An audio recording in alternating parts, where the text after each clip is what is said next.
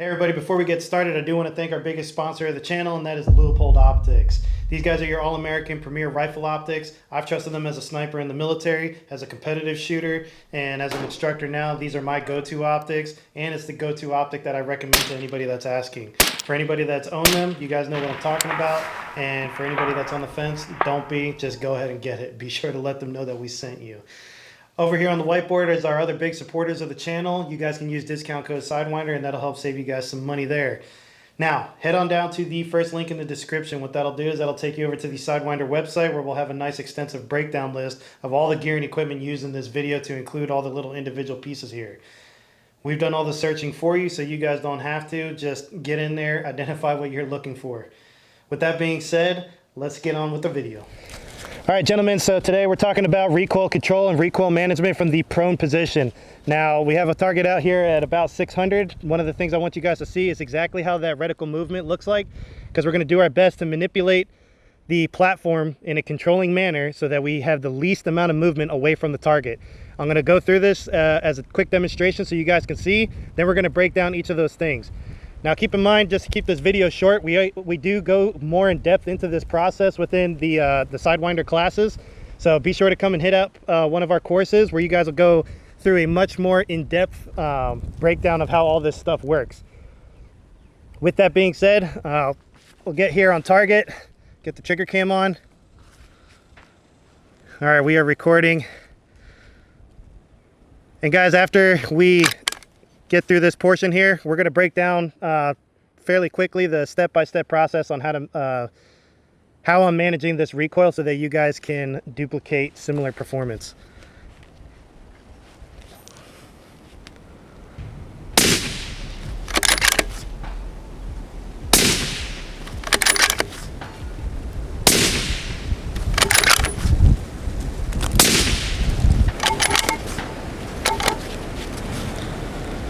All right, let's start breaking it down from front to rear.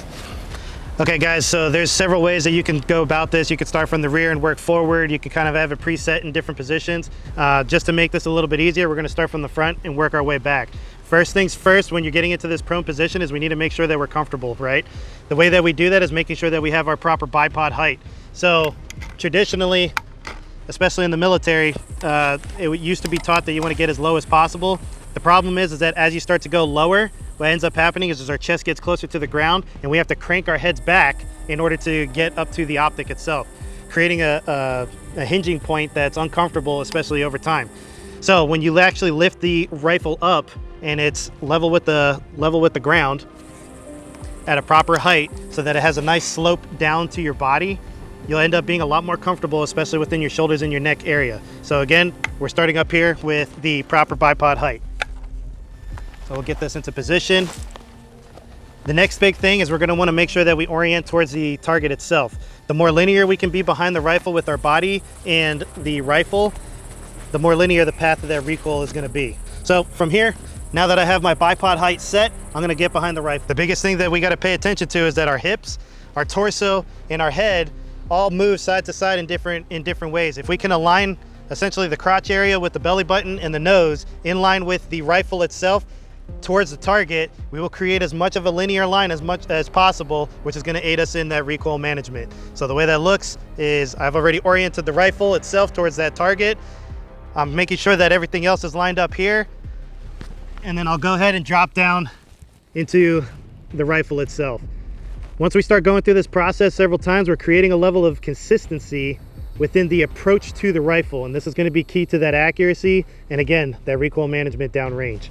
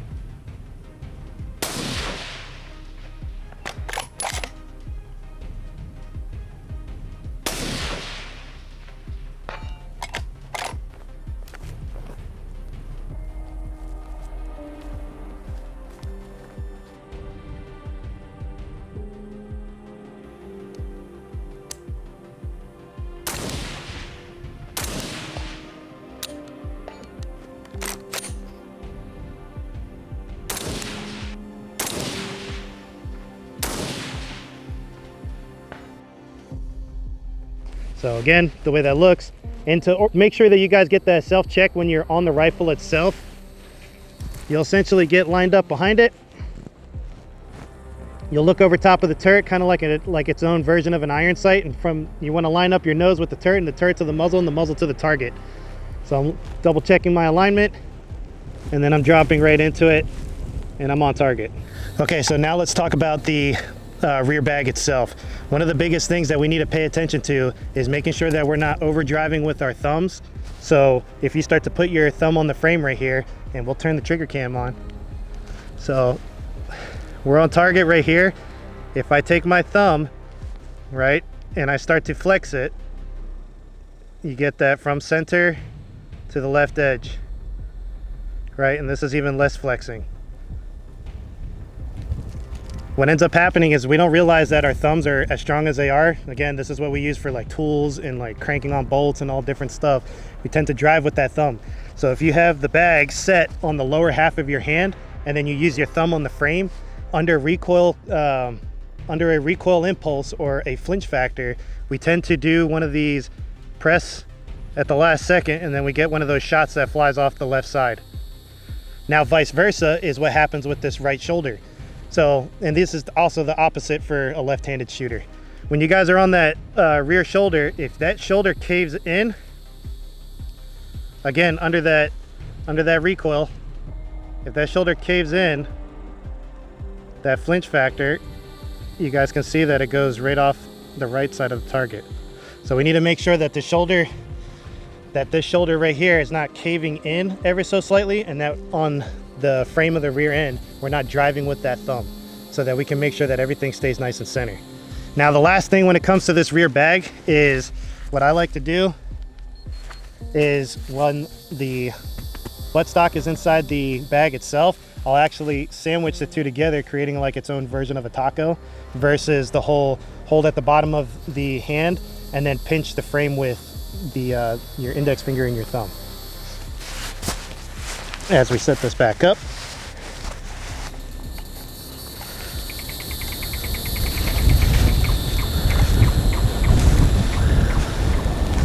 and we'll put the trigger cam back on. There it is.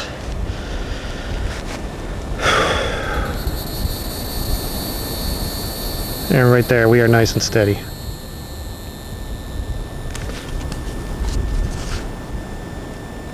All right, let's move on to the body position. The big thing that we need to pay attention to, and this is kind of reiterating from earlier, we did talk about our approach to the rifle. Now, when we're in here, what it looks like from behind is that the shoulders are square with the rifle here. So we can see that it's exactly going horizontal to the rifle itself going straight. We do not, I repeat, do not want to have one of these. When you do one of these, what ends up happening is that the recoil becomes inconsistent and a little bit more sporadic, because it's going to go to the path of least resistance. So again, what we're looking for is to be nice and squared up and directly as in line as we can. Obviously, we're going to be favoring our right side or our left side depending on which side we're dominant on, but it should look like this. And just to recap, if you guys feel like when you're starting to transition to different targets and things like that, and then you start doing one of these, just pick your body up, move it over, and you're good to go. If you're transitioning back over to here, pick your body up and move over there. We don't want any kind of imbalances, especially in our torso area, while the rifle is recoiling. So we're going to be focusing right here on the pistol grip area. This works for chassis, this works for stocks, right? This is a method that has worked for me for many years, and this is what we teach in the Sidewinder courses. To finalize my stability behind the rifle here, what I'm going to do is essentially what I call cam locking. So if you take your hand on the pistol grip area and you drive it forward just enough to get that bipod loaded, not to the point where it starts to slip out of place, but just enough to load it, and then lock your hand in a downward angle. So it's kind of a forward and then downward position. What that'll do is that'll load the system and then anchor it to the ground. And that looks like this. All right, so I'm loaded forward, I'm cam locking down. Now what's gonna happen is you're gonna feel that your buttstock leaves your shoulder just a little bit. In order to maintain that squared position, I'm not gonna drive my shoulder forward, what I'm gonna do is I'm gonna use my toes in the back to slide my whole body back into the platform, so that now I'm nice and steady. So it's gonna look like this. Make sure that we're cam locked forward. We use our toes to bring everything forward, and it's gonna look like this.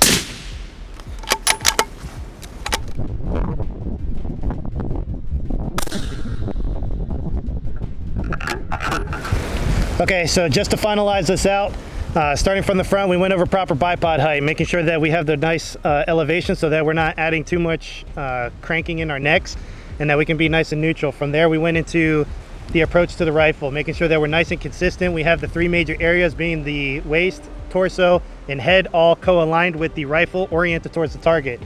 From there, we double checked that we are squared behind the rifle itself by looking over top of the optic, using our nose as a reference line from the turret to the muzzle and the muzzle to the target.